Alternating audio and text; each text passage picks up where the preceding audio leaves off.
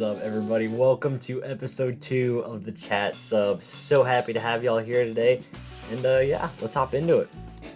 So today we are going to make it all the way to around Stevenson. I had some recording issues, so there's going to be a lot of jumps and just parts that are kind of all over the place. But for the most part, I think I got a good video for you guys today. I kind of worked my butt off on it, so I hope you all enjoy. So here, as you can see, I'm kind of coming through. I'm reshaping this entire area, and I'm turning this into bass. I didn't really have an idea of where to go after that little straightaway in the last video. So I was like, you know what, screw it. We're gonna turn this corner, this curve right here into bass, and I think it turned out really, really well. Personally, I like it. I think it turned out all right.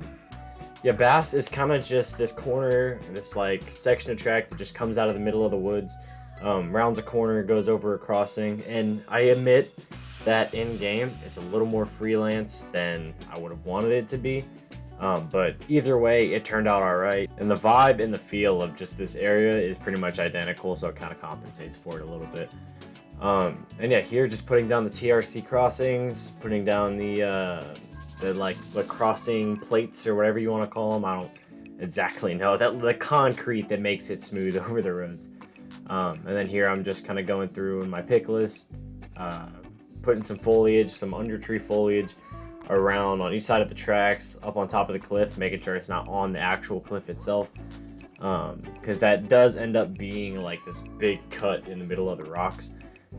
Yeah, and just going through, putting in as many layers of these JVC grasses as I can, kind of trying to make the whole scene look as full and like realistic and kind of as diverse as it is in real life, because in real life spots like this, man, are absolutely incredibly diverse with different vegetation and foliage and under tree growths and shrubs and plants and thorns and prickle bushes and all kinds of stuff. So I'm trying to make it seem as realistic and full as it is in real life, to kind of give that effect of, yeah, this is the middle of Tennessee, this is the Appalachian Mountains, you know, that sort of vibe.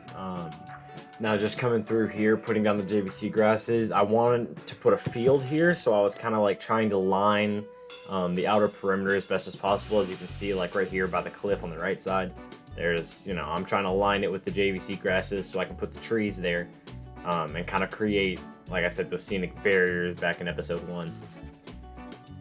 And since I use such a diverse palette of like JVC grasses and shrubs and all kinds of stuff back at that town a little farther down the line, I was like, you know what, I'll kind of lay it on here, because I mean, it's one of those spots on the route that you're going to be, you know, sitting at a crossing and watching trains go by a lot. Even though most people are probably going to railfan, you know, around Stevenson, Bridgeport, Chattanooga, around that area a little more, I still figured, you know, why the hell not. Now lining the like the shrub lines and the scenic barriers with these trees, like the SDLRMM trees, and the PGJR trees or whatever they're called. Yeah, just kind of trying to, like I said, use that same palette of different trees and all kinds of different, like, diverse vegetation, pretty much. So exactly what I was saying earlier, just very diverse. It's a very diverse area, so. And it's definitely not going to be one of my favorite spots on the route, but it's definitely like a scenic area, kind of like a scenic divider between areas that I'm pretty proud of. And I didn't really know what kind of crops to use, because I mean, I had the tan dirt style crops like back there, and then I had the green crops, so I was like, I wonder if there's any like yellowish crops, and I mean, that's kind of what I found. It matches really good. I like how it turned out. And I'm sure y'all remember from last episode when I was talking about Tennessee's retarded farm plots. And like I said, it's because they're, you know, kind of situated in flat areas in the Appalachian Mountains. So my thought process going into building and shaping up and kind of lining out like the farm plots in this game, is I'll line it. I'll make sure it's not very straight unless it's against a roadway or tracks or whatever. And there's, like I said, a lot of nooks and crannies back kind of in the wooded areas. So I'll use a big brush size to fill in the majority of it, and then since it's so windy and like curvy and there's so many different like direction changes on the perimeters, I'll come through with a smaller brush size and make sure I get all the nooks and crannies up to the dirt points or up to the trees or up to the shrubs or whatever, just to make sure that it looks as good as it can. And being in the Appalachia region, I wanted to make sure that there was a lot of elevation changes and a lot of different terrain heights and stuff like that, like ridges and mountains, very steep drops, some like cuts.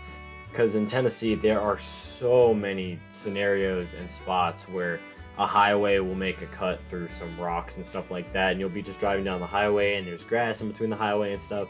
You look to your left and right and there's just cliffs on either side of you from years ago, they had cut through this like hill or like small ridge or whatever.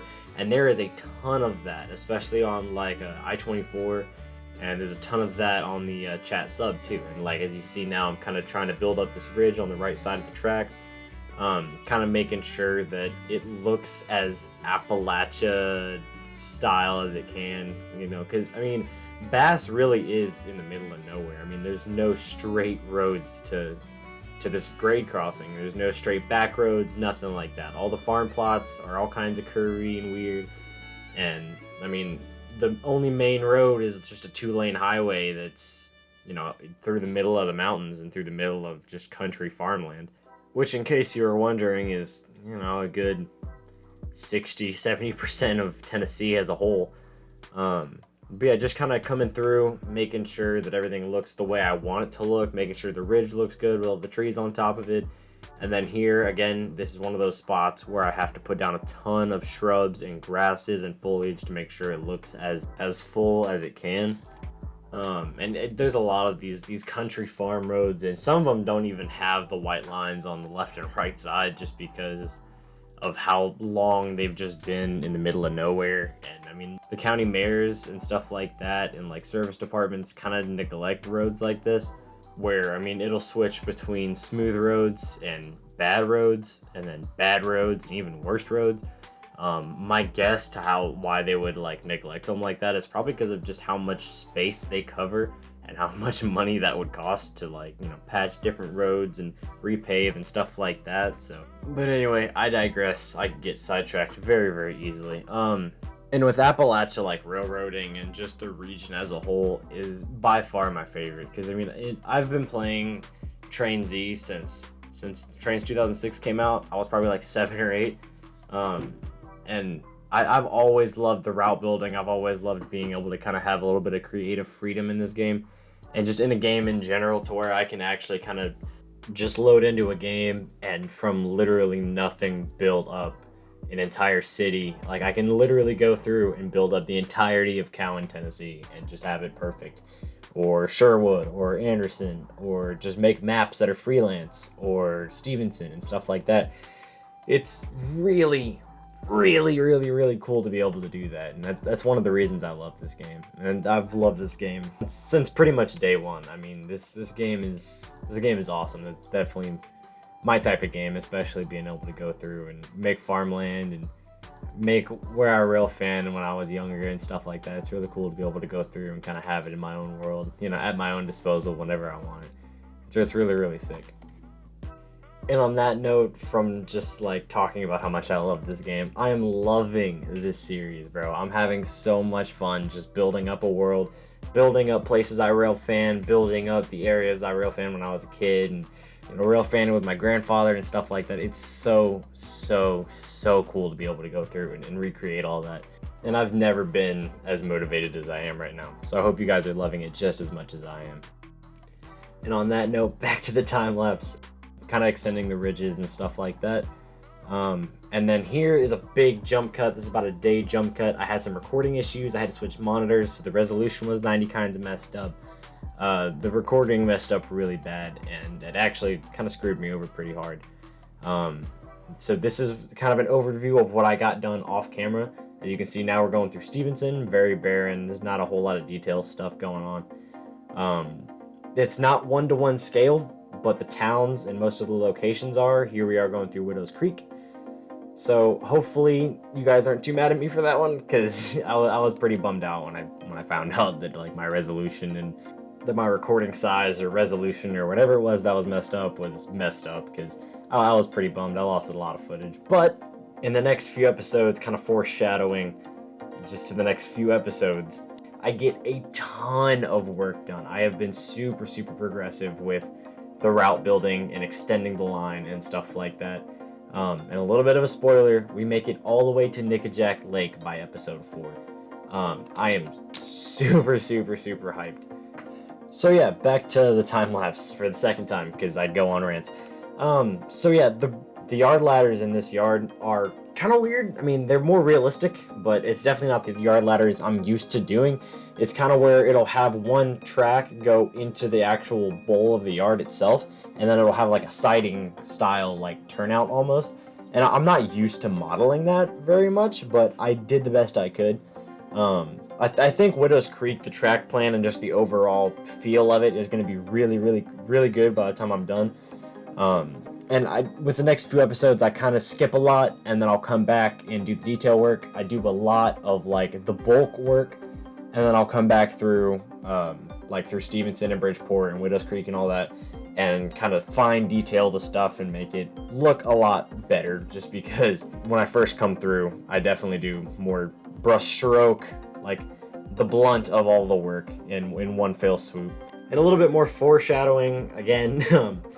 I feel like y'all are gonna like the next few videos that are coming up if you like that style of like fine detailing and making scenes look very realistic and like pretty much finishing up scenes, because I do that a lot in the next few episodes. Not so much in the video after this one because there is a ton of terraforming that I had to do for the Nickajack Lake area, but still, like I'm super proud with how all the videos have turned out. I pretty much have just finished recording episode 4. I just haven't gotten around to doing the voiceover for 2, 3, or whatever yet. So yeah, I'm super excited on how they're all going to come out. We get an absolute butt ton of work done, and I'm super hyped to show y'all that. I'm gonna quit my rambling. I'm gonna let the time lapse finish out and let y'all see me build the rest of Bridgeport. And yeah, I will see y'all in live mode.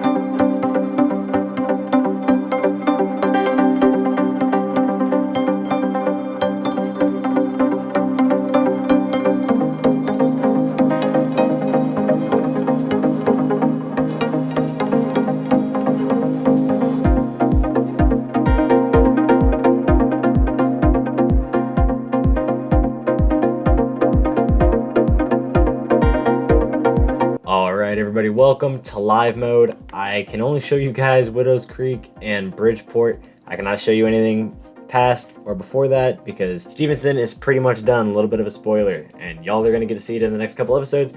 But anyway, back to Widow's Creek and just this whole area. In real life, there's a bridge right here that I'm still got to model. Nothing too crazy. As you can see, I've kind of populated the yard a little bit. You know, I kind of went a little stir crazy, downloaded some JR stuff. Pretty hyped about that. Coming down this way, coming into the start of Bridgeport. A little bit of off-camera work. I mean, I literally only extended the road a little bit, and I might have added this track off camera. I can't really remember. But yeah, so super hyped on this. This is very barren, but it definitely is some solid groundwork for what I'm doing in the next couple episodes. We got the footbridge, and I don't know if y'all can see it in the distance, but there is a butt ton of terraforming done. I mean, those are super high. Like literally I think that ridge line is like 200 like meters tall or whatever. It's super big. It took me a long time, and y'all are gonna get to see it in the next time lapse for the next episode. So yeah, I got a lot of work to do on Bridgeport. Next episode will be the Nickajack Lake episode where we build down to that and a little bit farther towards Chattanooga. And then I think the episode after that we're gonna we're gonna work on Stevenson. I love y'all. Thank you guys so much for watching. Don't be afraid to like, comment, subscribe. Don't be afraid to tell a friend.